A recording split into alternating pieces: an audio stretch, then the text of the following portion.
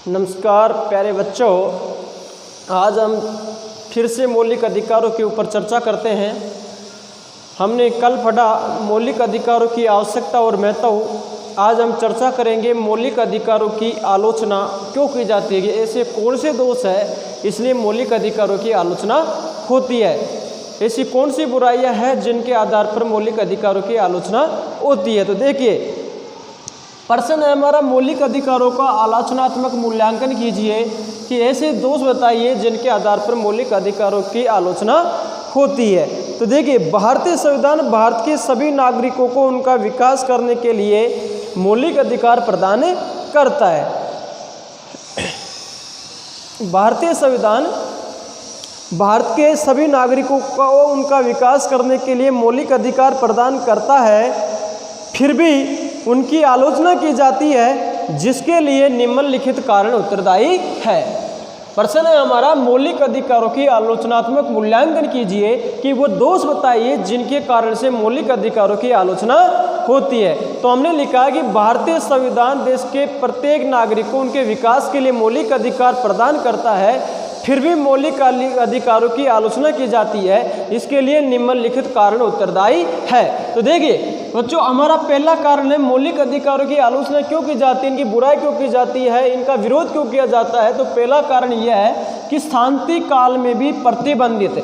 शांति काल कहने का मतलब देश में शांति है, किसी प्रकार का विद्रोह नहीं है, कोई लड़ाई झगड़े नहीं हो रहे हैं, फिर भी ये इन पर क्या होता है, प्रतिबंध होता है। देखिए, यदि आपातकाल में मौलिक अधिकारों को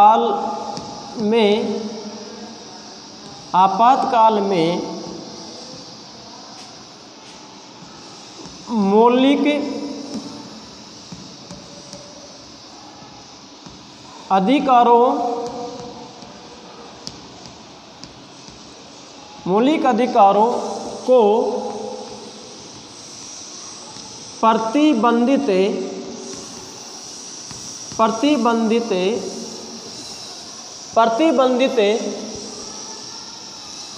करना, आपातकाल में मौलिक अधिकारों को प्रतिबंधित करना उचित है, परंतु कभी शांति काल में भी इनको क्या कर दिया जाता है, प्रतिबंधित कर दिया जाता है, इसलिए इनकी क्या होती है, आलोचना होती है। आपको लिखना है पहला कारण मौलिक अधिकारों की आलोचना क्यों होती है। तो मैंने बताया कि भारतीय संविधान देश के प्रत्येक नागरिक को उसका विकास करने के लिए मौलिक अधिकार प्रदान करता है, फिर भी इन मौलिक अधिकारों की आलोचना की जाती है, इसके लिए निम्नलिखित कारण उत्तरदायी है। तो हमने पहला कारण देखा, शांति काल में भी प्रतिबंध। देखो, आपातकाल, यदि आपातकाल में मौलिक अधिकारों को प्रतिबंधित करना उचित है, आपातकाल में यदि मौलिक अधिकारों को प्रतिबंधित कर दिया जाए तो उचित है, परंतु कभी कभी शांति काल में भी इनको क्या कर दिया जाता है, प्रतिबंधित कर दिया जाता है, इसलिए इनकी आलोचना होती है। पहला कारण। पर शांति काल कैसे, जैसे देश में आपातकाल जैसे कब लगता है, 352, जैसे कोई दूसरे देश ने आक्रमण कर दिया, आंतरिक शस्त्र विद्रोह हो गया, देश में सांप्रदायिक दंगे हो रहे हैं, जातीय दंगे हो रहे हैं, देश की आंतरिक स्थिति खराब है, उस स्थिति में यदि आपातकाल देश को मौलिक अधिकारों को आपातकाल के दौरान प्रतिबंधित कर दिया तो उचित है। लेकिन कभी कभी क्या होता है, सरकारें अपने निजी स्वार्थों को देखते हुए, अपनी राजनीति को देखते हुए, अपनी सरकार के भविष्य को देखते हुए इन मौलिक अधिकारों को क्या कर देती है, प्रतिबंधित कर देती है, जिससे नागरिकों का शोषण होता है। इसलिए मौलिक अधिकारों की राजनीतिज्ञ क्या करते हैं, बुराई करते हैं, इनकी आलोचना करते हैं। आगे देखिए, दूसरा कारण अत्यधिक प्रतिबंधों का होना, अत्यधिक प्रतिबंधों का होना। तो देखिए, मौलिक अधिकारों पर अत्यधिक प्रतिबंध होते हैं, मौलिक अधिकारों पर अत्यधिक प्रतिबंध होते हैं, इसलिए व्यक्ति इसलिए व्यक्ति इनका वास्तविक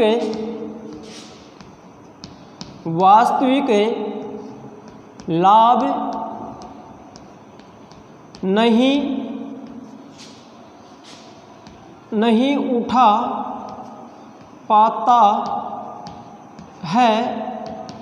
नहीं उठा पाता है, इसलिए क्या होती है आलोचना। दूसरा कारण है कि अत्यधिक प्रतिबंधों का होना। तो देखिए क्या इसका मतलब यह है कि मौलिक अधिकार, हम लिखेंगे मौलिक अधिकारों पर अत्यधिक प्रतिबंध होते हैं, इसलिए व्यक्ति इनका वास्तविक लाभ नहीं उठा पाता है। कहने का मतलब यह है कि इन पर इतने सारे प्रतिबंध लगा दिए जाते हैं जो इनका औचित्य ही समाप्त हो जाता है। कहने का मतलब राजनीतिक विरोधी जो मौलिक अधिकारों की आलोचना करते हुए ये कहते हैं, एक तरफ तो मौलिक अधिकार देने की बात कही जाती है और दूसरी तरफ इन पर इतने अधिक प्रतिबंध लगा दिए जाते हैं जो वापिस मौलिक अधिकारों को छीन लिया जाता है। तो दूसरा कारण क्या है मौलिक अधिकारों की आलोचना करने का, अत्यधिक प्रतिबंधों का होना। तो मौलिक अधिकारों पर अत्यधिक प्रतिबंध होते हैं, इसलिए व्यक्ति इनका वास्तविक लाभ नहीं उठा पाता है, इसलिए मौलिक अधिकारों की आलोचना की जाती है। दूसरा कारण बच्चों, व्यवस्थापिका की निरंकुशता से सुरक्षा प्रदान करने में असमर्थ है। कहने का मतलब, इसका मतलब यह है कि व्यवस्थापिका की निरंकुशता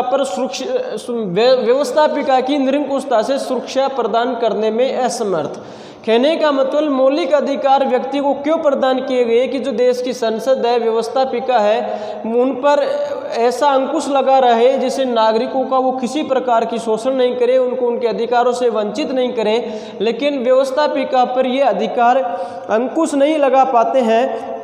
व्यवस्थापिका अपने जो शासन की शक्तियां है उनका प्रयोग अपनी इच्छानुसार करती है, इस आधार पर इनकी मौलिक अधिकारों की आलोचना होती है। देखिए, व्यवस्थापिका की निरंकुशता से सुरक्षा प्रदान करने में असमर्थ होना। व्यवस्थापिका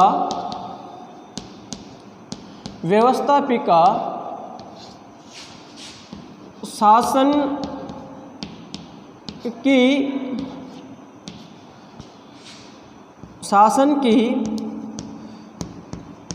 की शक्तियों का प्रयोग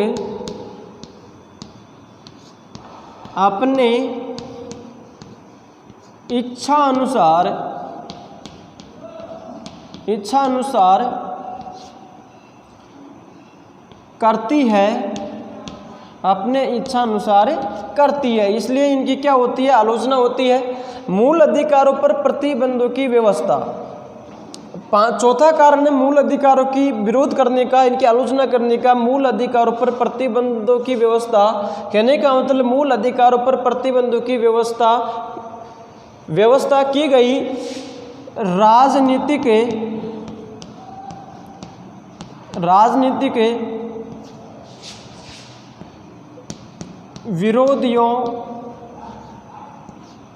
विरोधियों के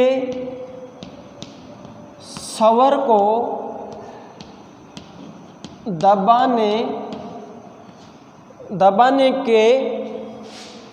दबाने के लिए की गई है।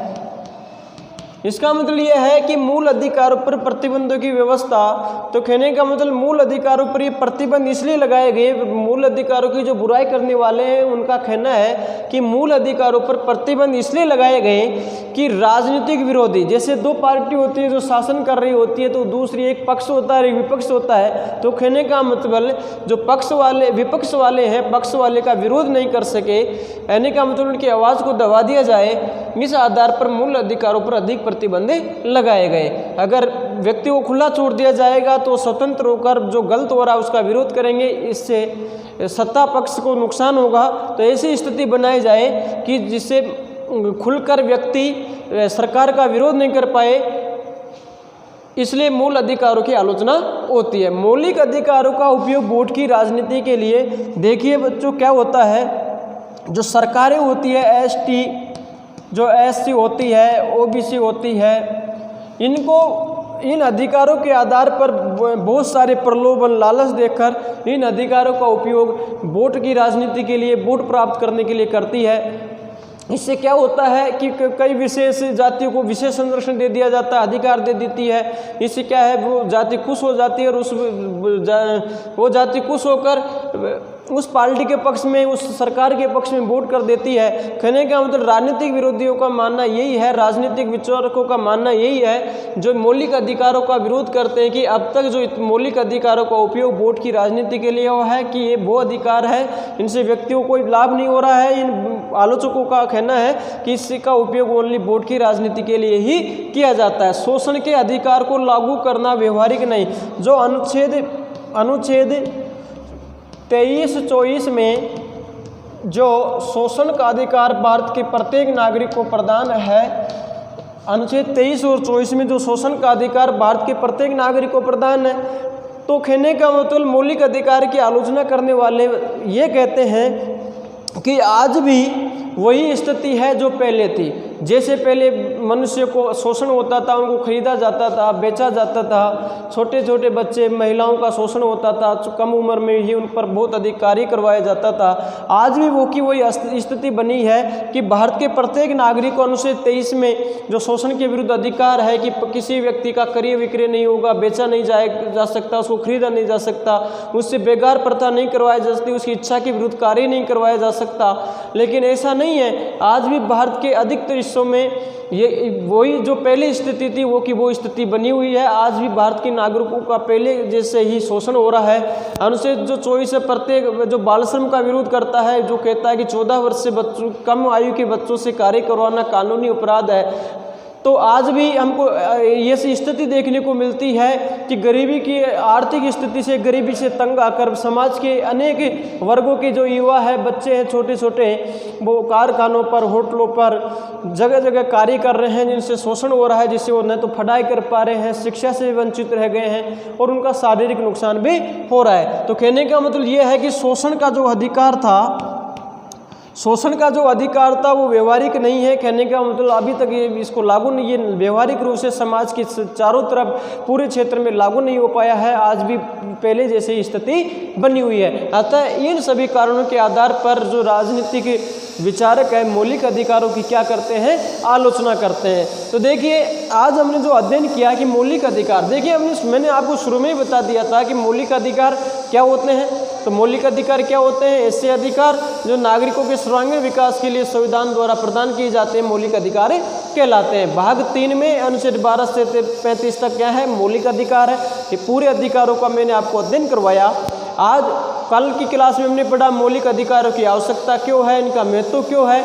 आज हम पढ़ रहे हैं मौलिक अधिकारों की आलोचना की ऐसे कौन सी बुराई है इन अधिकारों में जिनके आधार पर इनकी आलोचना की जाती है, बुराई की जाती है। तो पहला कारण बच्चों हमने क्या पढ़ा, शांति काल में भी प्रतिबंध। अगर मान लीजिए अगर देश में आपातकाल है, उस दौरान अगर इस पर प्रतिबंध लगा दिया तो कोई बात नहीं है, लेकिन क्या होता है सरकार अपने निजी स्वार्थों की पूर्ति के लिए शांति काल में भी इन पर प्रतिबंध लगा देती है, इसलिए आलोचना होती है। अत्यधिक प्रतिबंधों को ना, इसलिए व्यक्ति इनका वास्तविक लाभ नहीं उठा पाता है, इसलिए इन अधिकारों की क्या होती है, आलोचना होती है।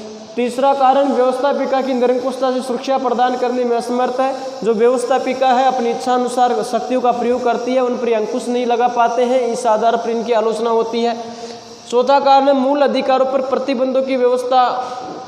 कहने का मतलब मूल अधिकारों पर राजनीतिक विचारक ये कहते हैं जो इनकी आलोचना करते हैं कि मूल अधिकारों पर प्रतिबंधों की व्यवस्था इसलिए की गई है कि राजनीतिक विरोधियों के स्वर दबाने के लिए की गई। कहने का मतलब कोई भी व्यक्ति सरकार की खुलकर बुराई नहीं कर सके, उसका विरोध नहीं कर सके। और मौलिक अधिकारों का उपयोग वोट की राजनीति के लिए किया जाता है और शोषण के अधिकार को लागू करना व्यवहारिक नहीं। कहने का मतलब जो शोषण का अधिकार भारत के प्रत्येक नागरिक को प्राप्त है वो आज तक लागू नहीं हो पाया है। इस आधार पर मौलिक अधिकारों की क्या की जाती है, आलोचना की जाती है। तो ठीक, तो कितने कारण उत्तरदायी मौलिक अधिकारों की आलोचना के लिए, बुराई के लिए? तो मुख्य रूप से 6 कारण उत्तरदायी है। पहला शांति काल में प्रतिबंध, शांति काल में भी अत्यधिक प्रतिबंधों का होना, अत्यधिक प्रतिबंधों का होना। व्यवस्थापिका की निरंकुशता सुरक्षा प्रदान करने में असमर्थ होना, मूल अधिकारों पर प्रतिबंधों की व्यवस्था इसलिए की गई कि राजनीतिक विरोधियों के स्वर को दबा दिया जाए। मौलिक अधिकारों का उपयोग वोट की राजनीति के लिए होता है। शोषण के अधिकार को लागू करना व्यवहारिक नहीं। इस आधार पर मौलिक अधिकारों की क्या की जाती है? आलोचना।